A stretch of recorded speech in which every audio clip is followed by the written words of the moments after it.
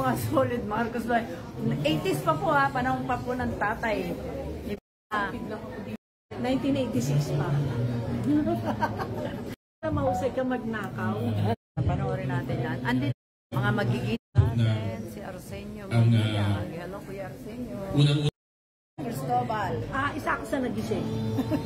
Panoorin natin yan. Andito po rin yung mga guerrilla forces. Andito po sila Colonel Metran at iba pang mga officer.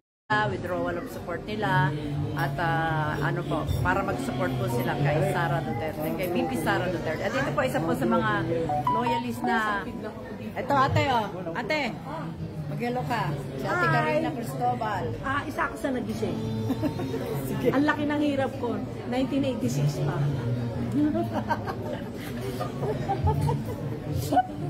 Ngaka kami. Yung mga umupo, kailangan pala mahusay ka magnakaw para paupuin ka. Hindi ako mahusay magnakaw So, diba? Ayan yung mga solid Marcos Loy. 80s pa po ha, panahon pa po ng tatay ni BBM. Ayan, Marcos loyalist po kami nung time pa po ni Marcos. Ayan. Hello. Ito mga solid Marcos loyalist. Ayan. Hello. Ayan. Sila. Ate, napuputol sa loob. Ay, ito na. Ayan. Dito po, panoorin natin yan. Andito po rin yung mga guerrilla forces. Andito po sila Colonel Metran at iba pang mga officer ng guerrilla forces. Yan po yung samahan po nila Captain Dado. Kaya mga magigiting nating mga makabayan. Live na live po tayo dito sa Max Restaurant. Dali, mapakita ko sa inyo yung mga kaganapan. Mga okay, ay saan ako dadaan, kuya? Doon ako. Kaya po walang tigil ng pagtaas. Kuya, makiran lang ako. Doon ako pangarap ng matandang Marcos. Dali lang. Kaya po nagtataka kami bakit ito Dasig lang konti. Doon ako upo. Nakaupo ako doon. Pero nung pumasok po yung administrasyon ng ating Pangulong Duterte, retirado na po ako. Siya nga pala, nung pumasok po si Pangulong Duterte, I retired last 2015. Hindi po ako nag-retire dahil sa edad. Nag-retire po ako dahil ako po yung negosyo na naman. Ako yung negosyo ng retire, kaya po ako yung negosyo na naman. Hindi ko po inabot yung administrasyon ng Pangulong Duterte. Pero nakita ko po yung diferensya.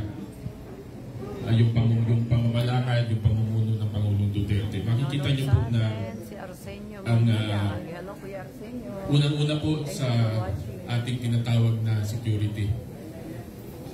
Ibang-iba po ng panahon ng Pangulong Duterte, makakalakad po kayo, magbabawang ninyo, mga anak ninyo, na kahit umuwi ng gabi, alam niyo po, panatag kayo, safety ang anak ninyo. The original 1980s Marcos Loyalist Declaration of Withdrawal of Support from Bongbong Marcos. Yung ginawa ng matandang Marcos nung araw, puro infrastructure, puro development po tinitingnan nila.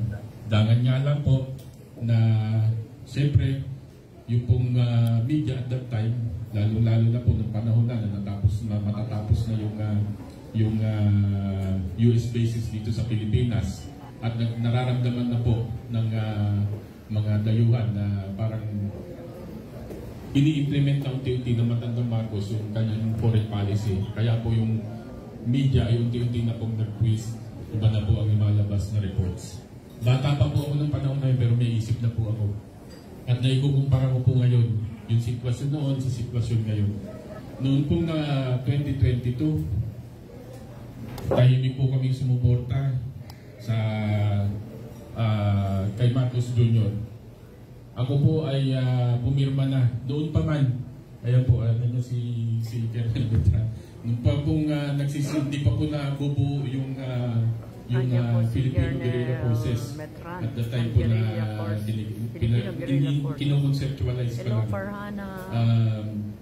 Naglabas po ng manifesto at that time kung ating kaibigan na si Captain Dado Enrique ng manifesto of withdrawal of support. Pumirma po ako doon, pinadala ko po yun sa kanya. At ako po, pinaninindigan ko po yung pag-withdraw. Hindi ko po inaasahan na ganitong mangyayari nung umupo po ang Marcos Jr. Ang ini-expect ko po ay babawiin niya po yung mga maling akala dun sa mga Marcos noong una. yun pala ay kabaligtaran ng mangyayari. Kaya po ako nandito ngayon at humarap po sa inyo para po maipahayag din sa inyo na kahit po sa mga pribadong mamamayan, yung po tinatawag na silent majority, marami pong sumusuporta sa atin, lalo-lalo na po sa ating Vice President na si Inday Sara at ang ating Pangulong Duterte. Ituloy lang po natin yung ating mga adhikain, yung pong ating mga pangarap at yung ating pong mga mission sa pagkakataong ito.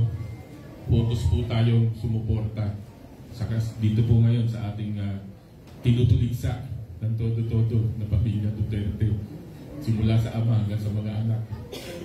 Tulungan po natin sila dahil nung nagbigay po sila ng kanilang serbisyo, hindi naman po sila nag-expect dahil alam po nila trabaho po yun service po yun.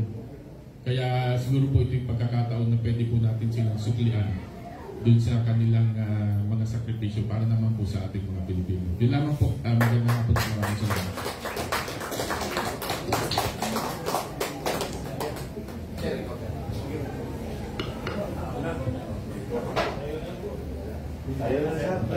Social media o vlogger, lahat po kayong mga nandiyan. Naalala ko lang yung The Original 1980. Si Roland Bota po ako. Si Carolang, ako po yung narinig din yung Ranchado sa umaga at saka on the spot. Naalala ko lang yung original 1980s. Napagit ni retired galang yung si Carlos Domingo. Hindi ko makalimutan 1980s when I started broadcast industry because of Carlos Domingo. Ako at saka si Eric Samuan binigyan ako ng oras sa Pilipinas Broadcasting System. Buhay pa si Rod Navarro. Buhay pa si Katotoy Talastas. Buhay pa si Bomba Rienda. Hello, Doc Cedric. Marami na pong nalagas sa hari ng Radio Television. Mga batikang komentarista. Pasensya na po kayo, nakahawak ako ng mikropono. Hindi ko ito bibitiwan. Nakaputin mo kayo ng tayo dito. Live po tayo dito sa Ngayon, Max Restaurant. kung babalikan po natin ang istorya, I was born 1954. Sa edad ko ngayon, 71, 72, si Freddy ang ilan ng mutay kahapon, ginimikado. Ang pagkutibista po natin ngayon, kung ano nga ba ang talagang buhay ng Pilipino ngayon. At saka naman, kung babalikan po natin yung istorya at kasaysayan, huwag po magagalit, lalo na po yung mga solidor o yung po mga Ilocano. Kami po sa larangan ng media, natural lamang pong magpukiligil kami, magpusisi kami. Hanggang hindi ko kami katulad ng pulis na tinanong ka, pangalan mo, wala ka nasasabihin, pirmahan mo to. Ang media po, hanggang ugat, ginaling ng ugat, na tinaniman ng ginaanan ng ugat, bubusisiin po namin para malaman namin ang katotohanan. Ang isang patuloy na problema ang nagaganap po sa ngayon. Kaya sabi ko, 1954 ang pinanganak, namatay na lolo ko, namatay na tatay ko, mukhang mamamatay ako, wala pinagbago Pilipino. Dahil sa ang gamit natin dito ay tip. Kung hindi ka marunong gumamit ng tip, hindi po yung under the table. Talino, influensya, pera. Yan po yung kaulugan ng tip. TIP. May talino ka, may pera ka, wala kang influensya, talo ka.